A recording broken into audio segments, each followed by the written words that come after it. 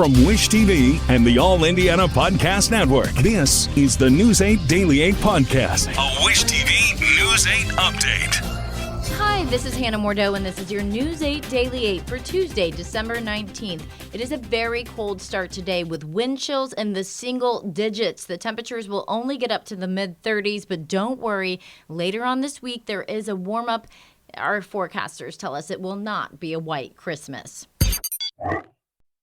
Audible's romance collection has something to satisfy every side of you. When it comes to what kind of romance you're into, you don't have to choose just one. Fancy a dalliance with a duke, or maybe a steamy billionaire. You could find a book boyfriend in the city and another one tearing it up on the hockey field. And if nothing on this earth satisfies, you can always find love in another realm. Discover modern rom-coms from authors like Lilly and Allie Hazelwood, the latest romantasy series from Sarah J. Maas and Rebecca Yarros, plus Regency favorites like Bridgerton and Outlander. And of course, all the really steamy stuff. Your first great love story is free when you sign up for a free 30-day trial at audible.com/Wondery. That's audible.com/Wondery.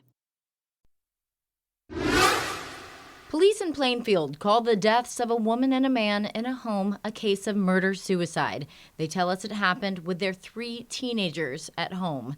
News 8's Amisha Ramsey has the details. This is very devastating. Right now, detectives are working to figure out new details leading up to the tragedy. Now, it happened early yesterday morning. Police say teens called them for help. They showed up to a home in Javilla Lane near Moon Road near around 4 a.m. Now, initially, it was reported a burglary. Now, police found a shattered basement window when they found the bodies of 47-year-old Jessica Stobick and 41-year-old Ryan Gibbs. Investigators say Gibbs and Stobick's estranged ex-husband.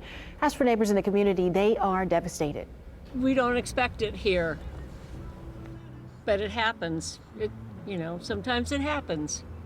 And we don't know the circumstances. I'm sorry that it happened, and I hope the children are taken care of and, by another parent or grandparents, aunts and uncles. In a statement, Plainfield detectives called the investigations profoundly challenging for the family affected, and they are asking the community for their support. Now, Gibbs was convicted in 2022 of domestic violence against Stobick and faced new charges in April, including intimidation, stalking, and invasion of privacy. Amisha Ramsey, Wish TV, WishTV.com, and like us on Facebook. Lock your cars. That's the message from law enforcement in Johnson County after a spike in vehicle break-ins. The sheriff says there's been at least 9 break-ins this month, with 4 on Friday alone. Surveillance video shows some of the burglaries. Officials say the suspects are targeting homes in the White River Township area between midnight and 4 in the morning. The items stolen range from purses to guns. Now, deputies are stepping up patrols, but also want people to be aware of their surroundings. The owner of a child care center in Greenwood says families there have had their cars broken into while they're picking up their children. It's not uncommon, especially for child care centers and early education facilities, to have people lurk in the parking lot, both on foot and in their cars, at drop-off and pickup time because they know parents are busy, they have their children, they have their stuff. The sheriff is asking anyone with doorbell camera video of the break-ins to send it to investigators. Police and school leaders are trying to figure out who broke into Brebeuf. The Northside High School says before classes Monday, someone spotted a broken window near a first-floor science lab. Brebeuf school resource officer and IMPD officers closed off the area before students got there. No word yet if police know who did it or why. This morning, a first grader in Brownsburg is out of school after bringing a gun to class. According to police, the gun fell out of the child's backpack during dismissal at the end of the day. Police say they talked with the parents and believe someone accidentally put the gun in the bag and that the child didn't know. The district says the student will not be back to school until it decides what consequences will happen. Governor Eric Holcomb says the first dog, Henry, has died. The governor announced the death last night. He says he's thankful for the state embracing Henry and that he had fans. It was common for people to simply ask, "How's Henry?" The governor went on to say, "He was more than a family pet to me and Janet, as he gifted us daily with his funny, loving ways that we'll treasure forever. Henry's exuberance for life will be missed, and his place in our hearts never replaced." Henry was 13 years old. In Colts Watch, the NFL has dropped the hammer on the Pittsburgh Steelers who knocked Michael Pittman Jr. out of Saturday's game. The NFL has suspended DeMonte Casey for the rest of the season. The second quarter hit sent Pittman into the league's concussion protocol. The league calls it flagrant, saying Casey could have avoided the hit on the defenseless player and that he has a pattern of breaking player safety rules. Casey has indicated that he plans to appeal the suspension. No word yet on if Pittman will be able to play Sunday against the Falcons. In Pacers Watch, the team is regrouping this morning after another tough loss last night, this time at home against the LA Clippers. The Pacers started the game strong but ran out of steam by the fourth quarter. Plus, star guard Tyrese Halliburton had an off night, only scoring 8 points after missing Saturday's game because of a bruised knee. Benedict Mathurin did have a career high of 34 points, but it wasn't enough.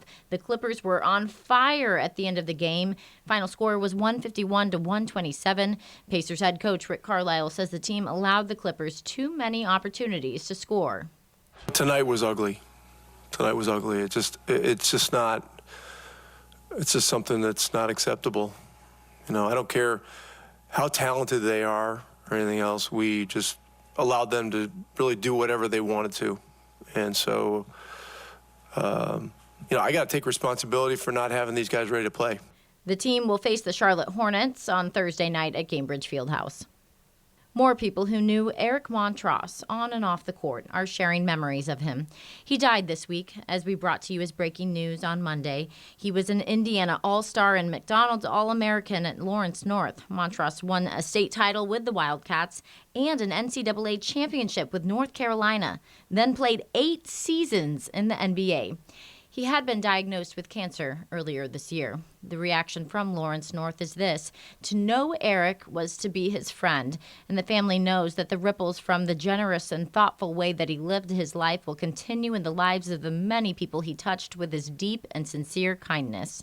And this from former Brebuff and IU star Alan Henderson on social media. And we just lost Eric Montross, a tremendous person and player. Some of my most memorable high school games were against him at Hinkle Fieldhouse, and I had the pleasure of playing AAU with him. A kind soul, praying for his family. Switching gears to business now, Lilly stock could soar 140% by 2028 as millions of Americans begin to take their GLP-1, that's the weight loss drugs. That's all according to Goldman Sachs. The firm estimated that if all GLP-1 trials succeed, 68 million Americans could be taking the medicine by 2028. The bank highlights that investors are underestimating how far-reaching GLP-1 drugs can be beyond obesity and compared the drugs to a platform akin to Apple's iPhone and Amazon's e-commerce business. Speaking of Apple, it is pausing U.S. online sales of the Apple Watch Series 9 and Apple Watch Ultra 2 starting on December 21st and in U.S. stores after December 24th. A federal trade agency found the company violated patents of a competitor. The violated patents related to a blood oxygen sensor and some versions of the device. It is not clear when those sales will start up again, but the sales pause is expected to be temporary.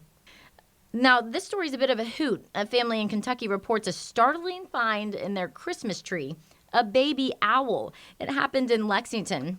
The Whites, that's the family, they have 3 dogs, and the tree is next to the kitchen. They say it was in the house for 4 full days, and no one noticed it.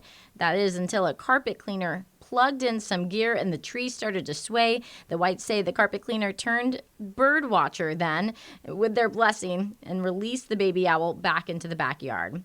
This has been your News 8 Daily 8. From Wish TV, I'm Hannah Mordeau. Watch us on wishtv.com and like us on Facebook.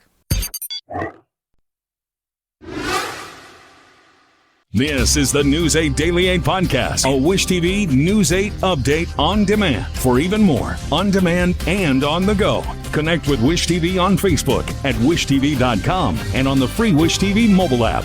Thank you for listening, and be sure to like, subscribe, and follow this podcast for updates every weekday morning on the All Indiana Podcast Network and wherever you get your podcast.